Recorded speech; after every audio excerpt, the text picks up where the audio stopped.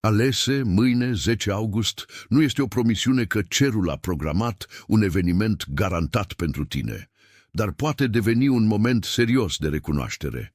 Ai întârziat ceea ce Dumnezeu te-a chemat să înfrunți. Simți greutatea acelei întârzieri când camera este liniștită, telefonul tău este cu fața în jos, iar umerii îți rămân încordați chiar și după ce ziua s-a încheiat. Știi că există ceva ce ar trebui să asculți, să eliberezi, să începi sau să te întorci, totuși continui să îți spui că ai nevoie de mai mult timp. Întrebarea dureroasă nu este dacă Dumnezeu te mai poate ajunge, ci de ce continui să fugi de locul unde claritatea te așteaptă. Poți numi acest lucru confuzie, dar uneori confuzia este ceața creată de amânarea unui răspuns pe care deja îl înțelegi. Poți numi acest lucru epuizare, dar uneori epuizarea crește pentru că sufletul tău poartă greutatea rezistenței. Poți numi acest moment nepotrivit, dar uneori momentul nepotrivit devine o scuză pentru a evita un pas credincios. Când simți că un anotimp contează, dar nu poți numi ceea ce îți cere de la tine, The Call of the Chosen, a 30-day Journey, te poate ajuta să identifici anotimpul în care trăiești și să înțelegi de ce pare semnificativ. Este conceput să te ajute să reflectezi asupra a ceea ce așteptarea, pregătirea, închiderea, reconstrucția și începutul din nou pot revela în viața ta. Pentru a accesa cartea electronică, mergi acum în partea de sus a comentariilor și dă click pe linkul din comentariul fixat. Nu folosi resursa ca înlocuitor al rugăciunii sau al discernământului. Folosește-o ca însoțitor în timp ce înfrunți adevărul cu o onestitate mai mare. Pentru că mâine nu-ți cere să faci o minune, dar îți poate cere să te oprești din a te ascunde de următorul răspuns credincios. Ai simțit această chemare în locuri obișnuite, nu doar în momente dramatice. Apare când te trezești înainte de alarmă și îți amintești imediat conversația pe care ai evitat-o. Apare când speli o cană, conduci pe străzi cunoscute sau stai la birou în timp ce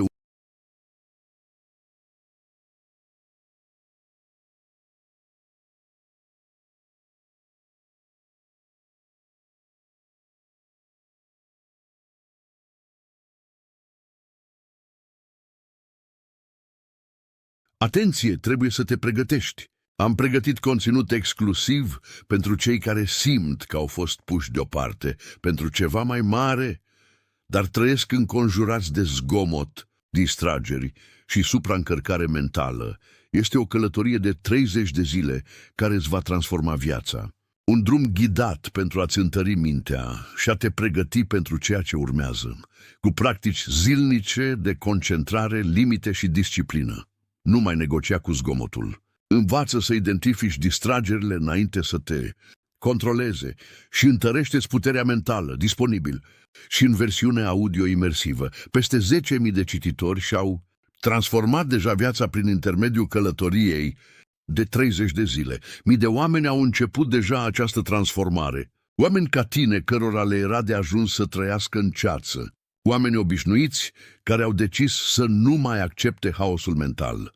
Profită de această ofertă pe timp limitat doar în această lună. Accesează linkul tău chiar mai jos, în comentariul fixat. Gând se întoarce constant sub fiecare alt gând. Corpul tău observă adesea înainte ca limbajul tău să o facă. Respirația devine superficială, mâinile se mișcă mai încet, iar atenția îți alunecă de la tot ce este în fața ta. Poți răspunde la mesaje, poți termina sarcini și poți zâmbi oamenilor în timp ce duci în interior o propoziție care spune „Sunt în întârziere”.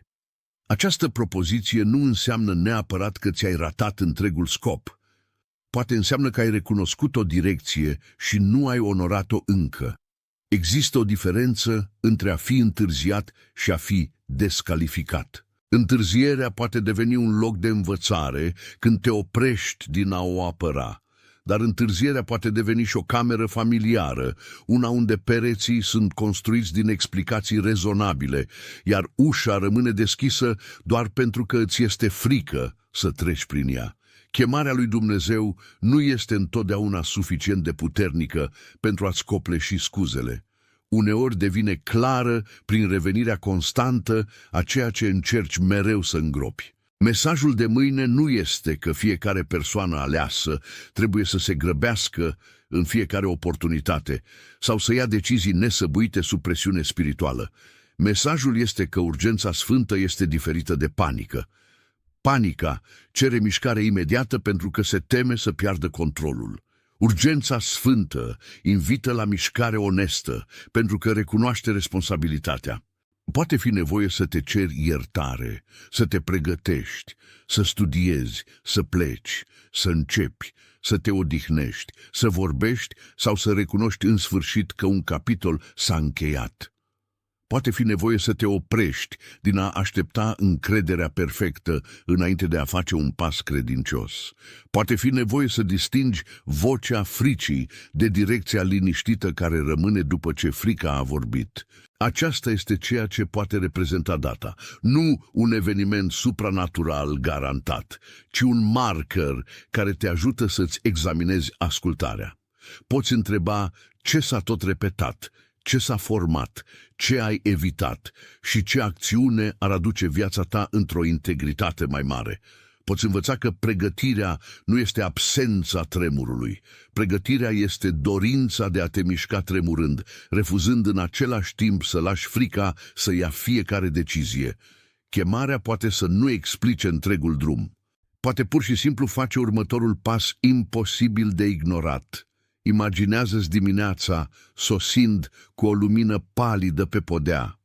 Întinzi mâna către telefon înainte ca picioarele să atingă solul, sperând că distracția va sosi înainte de convingere. Notificările umplu ecranul, dar niciuna dintre ele nu răspunde la întrebarea care a așteptat în interiorul tău. Parci prin micul dejun fără a gusta prea mult. La muncă, deschizi același document de mai multe ori și citești aceeași linie fără a o absorbi. În timpul unei conversații, cineva te întreabă dacă ești în regulă și spui da, pentru că explicarea adevărului pare mai dificilă decât să-l cari singur. Mai târziu, când casa devine liniștită, îți amintești promisiunea pe care ți-ai făcut-o acum luni. Vei aplica, vei suna, vei ierta.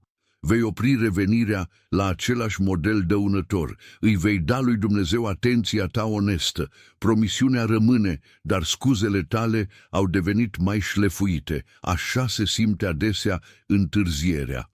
Nu este întotdeauna o cădere dramatică, uneori este 1000 de amânări mici care te învață încet să nu îți mai încrezi propria ascultare.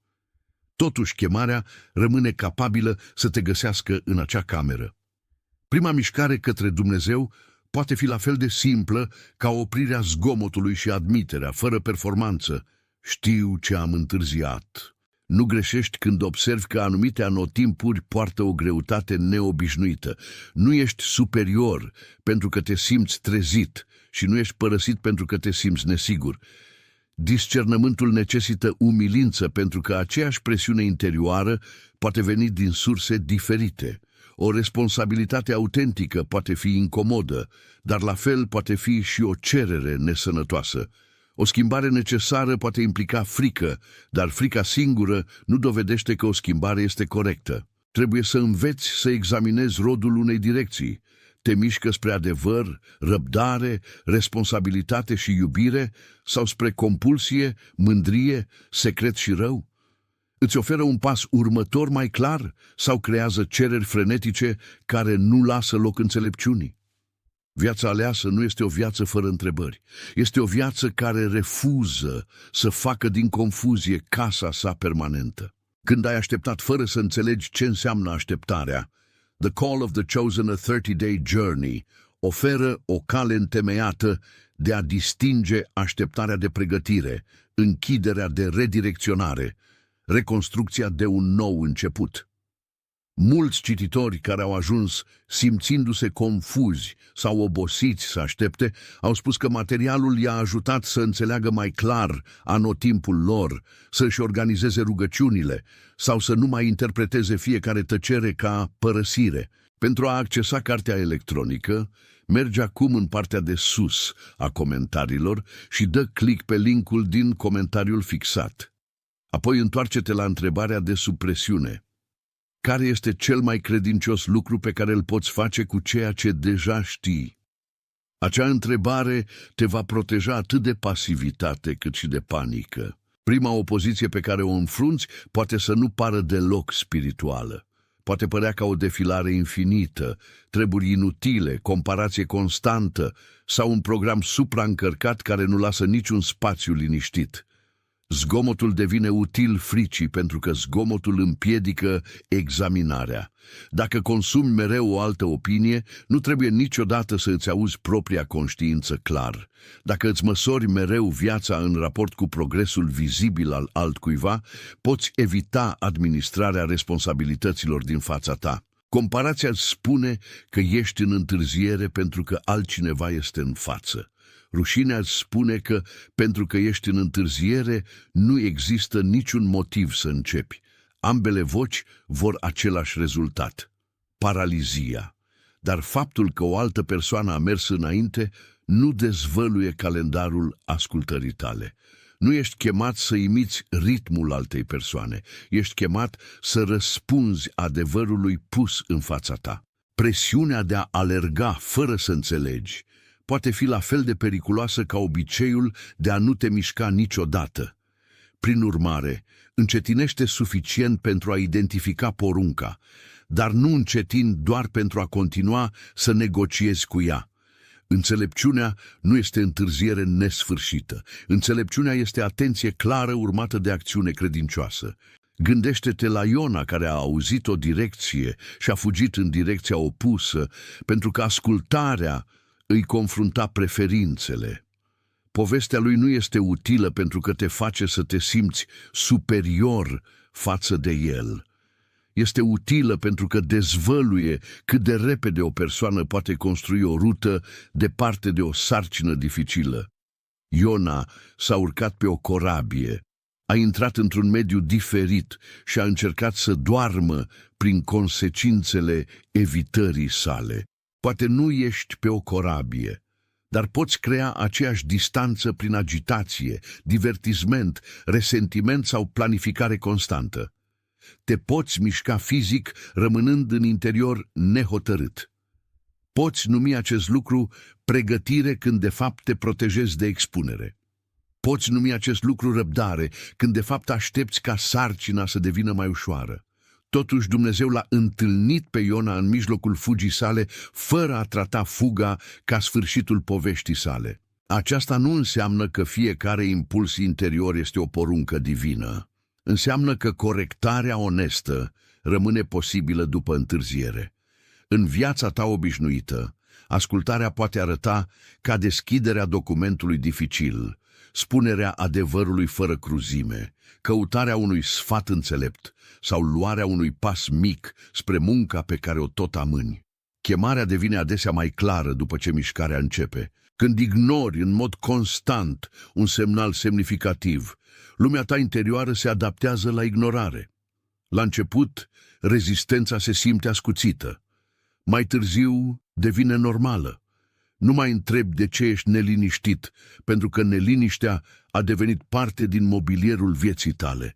Nu mai observi cât de des spui mai târziu, pentru că mai târziu a devenit un limbaj de autoprotecție. Costul nu este întotdeauna vizibil pentru alții. Poate fi pacea pe care o pierzi când știi că trăiești sub propria onestitate. Poate fi relația care rămâne superficială pentru că nu vei spune adevărul. Poate fi oportunitatea de a servi care trece în timp ce aștepți să te simți suficient de important. Poate fi ciclul repetat de a începe cu intensitate, de a pierde curajul și apoi de a da vina pe circumstanțe pentru final. Dumnezeu nu are nevoie să te amenințe în ascultare. Consecințele dezvăluie deja ce produce evitarea.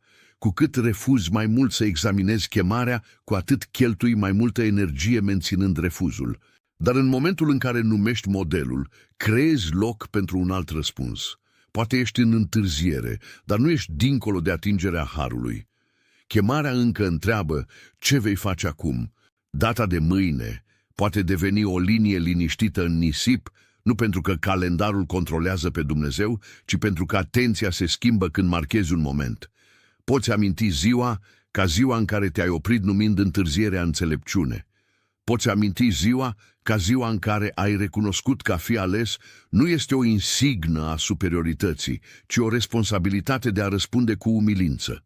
Poți aminti ziua ca ziua în care te-ai oprit cerând o hartă completă înainte de a accepta următoarea direcție. Dacă acea recunoaștere se formează în tine, tastează cuvintele 888 în comentarii ca o simplă confirmare că ești dispus să te trezești la ceea ce necesită atenția ta, apoi întoarce-te la mesaj. Aceasta nu este o formulă, un cod magic sau un mod de a controla rezultatele spirituale. Este doar un mic act de acord conștient cu adevărul pe care îl examinezi. Lasă sensul să rămână în interior. Alege atenția în locul evitării, onestitatea în locul performanței și mișcarea credincioasă în locul amânării nesfârșite. Data nu garantează ce va aduce mâine. Îți poate totuși aminti că următorul răspuns îți aparține. Conflictul mai profund nu este întotdeauna că îți lipsește informația.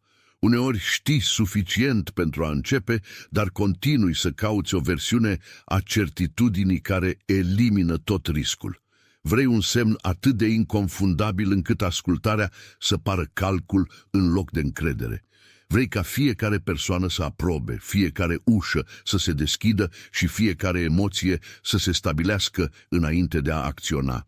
Dar o viață de credință nu poate fi construită pe cerința ca incertitudinea să dispară mai întâi. Există decizii care necesită mai mult sfat, mai mult timp și mai multe fapte. Există de asemenea decizii în care faptele sunt deja prezente, iar obstacolul rămas este refuzul tău de a accepta semnificația lor. Modelul intern poate fi acesta. Confunzi confortul emoțional cu confirmarea. Dacă te simți liniștit, presupui că direcția este corectă. Dacă te simți speriat, presupui că este greșită. Totuși, curajul poartă adesea frică, iar evitarea poate părea ciudat de confortabilă. Trebuie să înveți să întrebi nu doar cum mă simt, ci și ce este adevărat, ce este responsabil și ce fel de persoană mă formează această alegere să devin. Chemarea devine mai practică când te oprești din a încerca să folosești emoția ca singurul compas. Recunoașterea singură nu este suficientă când aceeași ezitare se întoarce în fiecare dimineață. Poți înțelege că un anotimp se schimbă și totuși să rămâi pasiv. Poți numi frica și totuși să îi permiți să îți direcționeze calendarul. Poți auzi un mesaj despre ascultare și să te simți mișcat timp de o oră, apoi să te întorci la aceleași obiceiuri până la căderea nopții.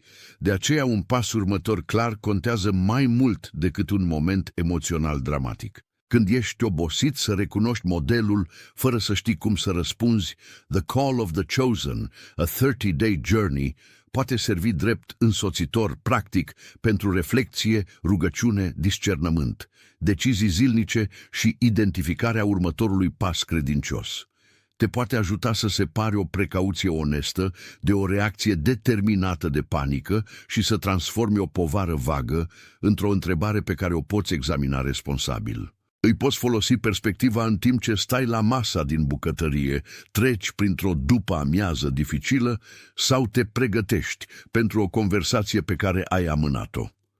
Pentru a accesa cartea electronică, mergi acum în partea de sus a comentariilor și dă click pe linkul din comentariul fixat.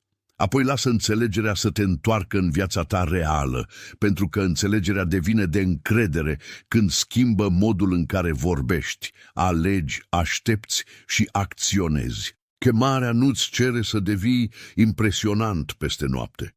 Îți cere să nu mai tratezi ascultarea ca pe o idee care aparține unei versiuni viitoare a ta. Mintea ta poate să-ți spună un lucru în timp ce corpul tău dezvăluie altul.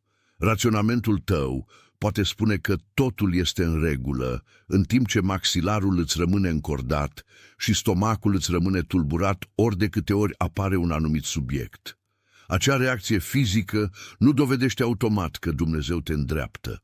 Corpul poate răspunde la memorie, stres, oboseală sau incertitudine. Dar nici nu ar trebui să respingi corpul ca fiind irelevant. Lasă-l să devină informație care invită la o atenție răbdătoare. Întreabă ce se întâmplă în tine când îți imaginezi ascultând. Simți frică pentru că pasul este semnificativ sau groază pentru că pasul îți încalcă valorile?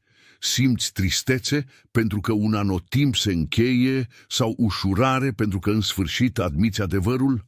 Recunoașterea spirituală nu este același lucru cu o senzație. Ea crește prin reflecție onestă, sfat înțelept, caracter consistent și rodul produs în timp.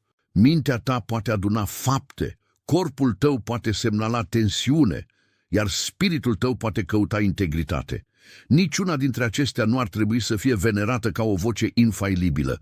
Împreună te pot ajuta să încetinești suficient pentru a răspunde cu maturitate. Chemarea lui Dumnezeu nu-ți cere să devii neglijent cu sănătatea, siguranța sau responsabilitățile tale.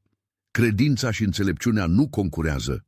Oamenii din jurul tău pot dezvălui dacă discernământul tău devine mai sănătos sau mai suspicios. Când simți o chemare, poți fi tentat să te retragi de la oricine îți pune la îndoială interpretarea. Poți decide că dezacordul dovedește că nu îți pot înțelege scopul. Dar izolarea poate face ca fiecare impuls să pară sacru, pentru că nimeni nu rămâne suficient de aproape pentru a pune întrebări dificile. În același timp, nu ar trebui să renunți la fiecare convingere responsabilă doar pentru că cineva se simte amenințat de creșterea ta.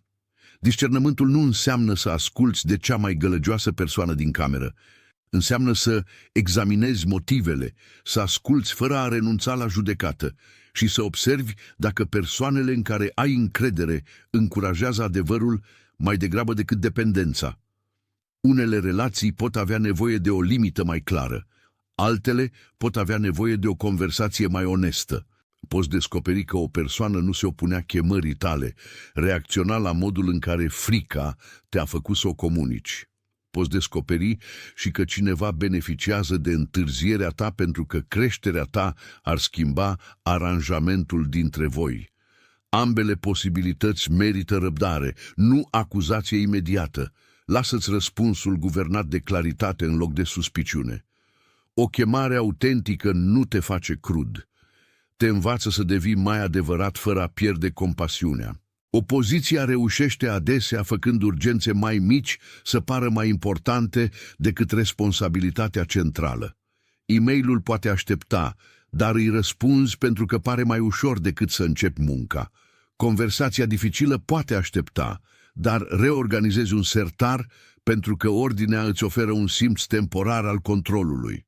Rugăciunea poate aștepta, dar consumi încă o oră de informație pentru că tăcerea ar putea dezvălui ceea ce ai evitat. Oboseala întărește acest model. Când ești epuizat, imediatul și trivialul devin mai atractive decât ceea ce este semnificativ și solicitant. Aceasta nu înseamnă că ar trebui să te acuzi de fiecare dată când te odihnești. Odihna nu este neascultare. Odihna devine o problemă când folosești epuizarea ca o apărare permanentă împotriva responsabilității, refuzând în același timp să schimbi condițiile care te epuizează constant. Zgomotul, întârzierea și urgența mai mică formează o alianță liniștită. Nu trebuie să te convingă că chemarea este falsă, trebuie doar să te țină ocupat până când chemarea pare îndepărtată. Prin urmare, protejează o mică parte din ziua ta pentru atenție neredactată. Pune telefonul deoparte. Scrie întrebarea în limbaj simplu. Identifică acțiunea care ar conta în continuare dacă nimeni nu ar aplauda-o. Apoi dă acelei acțiuni un loc în calendarul tău. Vine un moment când te oprești din a întreba dacă chemarea este suficient de reală pentru a merita un răspuns și începi să întrebi dacă răspunsul tău este suficient de onest pentru a onora ceea ce recunoști. Acest punct de cotitură poate să nu pară triumfător. Poți avea încă frică în piept. Poți încă să îți dorești ca altcineva să decidă pentru tine, dar negocierea începe să își piardă atractivitatea. Îți dai seama că repetarea aceleiași întrebări nu va produce un adevăr diferit. Înțelegi că ai așteptat permisiunea de la oameni care nu pot duce consecințele ascultării tale. Înțelegi și că grăbirea de a te dovedi ar fi o altă formă de evitare.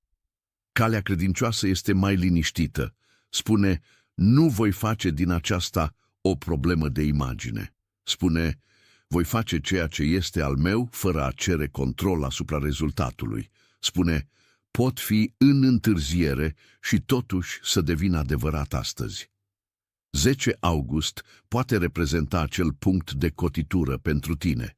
Nu începutul unei recompense garantate, nu sfârșitul automat al dificultății, ci ziua în care încetezi să îți numești rezistența discernământ. Chemarea devine mai puțin despre a fi văzut ca ales și mai mult despre a deveni disponibil pentru ceea ce iubirea, adevărul și responsabilitatea cer. Imaginează-ți un câmp după ce prima lucrare a fost făcută și suprafața a fost acoperită cu pământ întunecat. Nimic vizibil nu anunță viața de sub el. Pământul poate părea neschimbat pentru cineva care trece pe lângă el. Totuși, sub acea suprafață liniștită, o sămânță se formează prin presiune, umiditate, întuneric și timp. Aceasta va fi singura imagine pe care o purtăm acum. O sămânță sub pământ, ascunsă, dar nu uitată. Întârzierea ta te poate fi plasat într-un anotimp care pare îngropat. Poți privi tăcerea și să concluzionezi că nu se întâmplă nimic.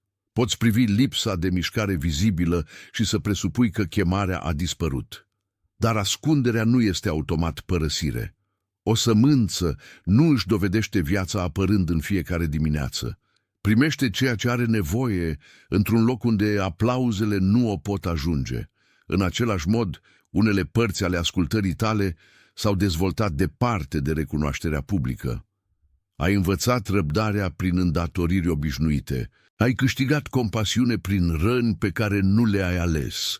Ai devenit mai onest, pentru că prefăcătoria a devenit prea costisitoare. Anotimpul ascuns nu a făcut chemarea mai puțin reală. Ți-a cerut ce fel de rădăcină vei purta când mișcarea va deveni în sfârșit vizibilă. Sub pământ, sămânța nu crește prin spectacol. Crește printr-o predare liniștită la condiții pe care nu le poate controla. Umiditatea intră treptat. Coaja exterioară se înmoaie. Ceea ce odată părea complet începe să se deschidă pentru că viața apasă spre exterior din interior. Propria ta formare poate părea ca acea deschidere. Identitatea pe care obișnuiai să o protejezi se poate destrăma. Rolul pe care l-ai jucat pentru alții s-ar putea să nu mai potrivească. Te poți simți mai puțin sigur pentru că strategiile vechi își pierd puterea. Acel disconfort poate fi confundat cu eșecul. Totuși, creșterea adesea îndepărtează coaja înainte de a dezvălui tulpina. Nu poți cere rod vizibil, refuzând în același timp lucrarea ascunsă care face rodul posibil. Lunile în care nimeni nu te-a lăudat te pot fi învățat să continui fără aplauze. Rugăciunile neprimite pot fi expus diferența dintre a dori un rezultat și a deveni credincios în proces. Dezamăgirea te poate fi făcut mai lent în a promite ceea ce nu poți controla. Nimic din toate acestea nu garantează un rezultat specific la o dată specifică. Înseamnă că locul ascuns poate deveni un loc de pregătire. Sămânța nu este în întârziere pentru că este sub pământ. Răspunde unui proces care nu poate fi grăbit fără daune. Pământul poate fi, de asemenea, simțit greu. Presiunea vine de sus, în timp ce incertitudinea te înconjoară din toate părțile. Te poți întreba dacă greutatea te protejează sau te împiedică să te ridici. Unele medii apasă împotriva creșterii tale. Unele relații preferă versiunea ta care rămâne disponibilă, tăcută și predictibilă. Unele obiceiuri te țin sub suprafață pentru că oferă o ușurare temporară de la vulnerabilitatea de a deveni vizibil. Chiar și propria ta frică poate acționa ca pământul bătătorit. Spune, rămâi acolo unde nimeni nu te poate evalua. Spune, dacă nu emergi niciodată, nu poți ieșua niciodată în public. Spune, ești prea în întârziere acum, așa că nu există niciun motiv să începi. Dar presiunea nu are ultimul cuvânt. Sămânța nu trebuie să se certe cu pământul. Răspunde continuând lucrarea vieții. Nu trebuie să învingi fiecare critic înainte de a face un pas responsabil. Nu trebuie să explici întreaga ta călătorie tuturor celor care nu o înțeleg. Trebuie să protejezi ceea ce se formează, să slăbești ceea ce a devenit întărit și să refuzi să lași frica să definească limitele ascultării tale. Ascunderea te poate păstra, dar în cele din urmă păstrarea trebuie să devină mișcare. Există un punct când sămânța începe să împingă în sus. Mișcarea este mică la început, aproape invizibilă, dar este reală. O fisură apare acolo unde odată era doar o suprafață netedă. Prima emergență verde nu arată ca un copac terminat, arată fragilă, expusă și ușor de trecut cu vederea. Așa se poate simți următorul tău pas credincios. Poți trimite un mesaj, faci o aplicație, stabilești o limită, deschizi o pagină sau rostești o propoziție onestă. Acțiunea poate părea prea mică pentru a se potrivi cu importanța a ceea ce ai purtat. Nu disprețui începuturile mici pentru că nu seamănă cu imaginea finală. Chemarea rareori îți cere să afișezi întregul viitor deodată. Îți cere să lași viața din interiorul tău să se miște prin deschiderea disponibilă astăzi. Mișcarea poate aduce frică nouă pentru că ceea ce era ascuns este acum vizibil. Poți dori să te retragi sub pământ când cineva observă schimbarea. Dar emergența nu este dovada că toată dificultatea s-a încheiat. Este dovada că ascunderea nu mai are autoritate completă asupra ta. Lasă următorul pas să fie suficient de umil pentru a fi practicat și suficient de clar pentru a fi ascultat. Când apare prima lăstară, persoana care a privit poate înțelege în sfârșit că anotimpul ascuns nu a fost gol. Te poți uita înapoi și să vezi conexiuni care erau imposibil de recunoscut în timp ce erai în interiorul întunericului. Dezamăgirea te-a învățat să examinezi motivele. Întârzierea te-a învățat să nu mai depinzi de aplauze. Ușa închisă te-a învățat să distingi dorința de direcție. Tăcerea te-a învățat să auzi diferența dintre presiune și convingere. Niciuna dintre aceste lecții nu face ca fiecare eveniment dureros să fie bun și nu înseamnă că vătămarea a fost necesară. Ele arată că viața ta poate fi totuși formată prin ceea ce nu ai ales. Dacă această imagine te-a ajutat să recunoști ceea ce se întâmplă în interiorul tău, tastează cuvintele "sunt gata" în comentarii, apoi întoarce-te la mesaj. Lasă fraza să însemne că ești gata să răspunzi responsabil, nu că revendici controlul asupra fiecărui rezultat. Sămânța nu devine copac anunciindu-se. Continuă să primească lumină, apă, îngrijire și timp. Poți face la fel prin rugăciune, sfat înțelept, acțiune disciplinată și răbdare cu ritmul creșterii autentice. Chemarea devine vizibilă prin dorința ta de a o practica.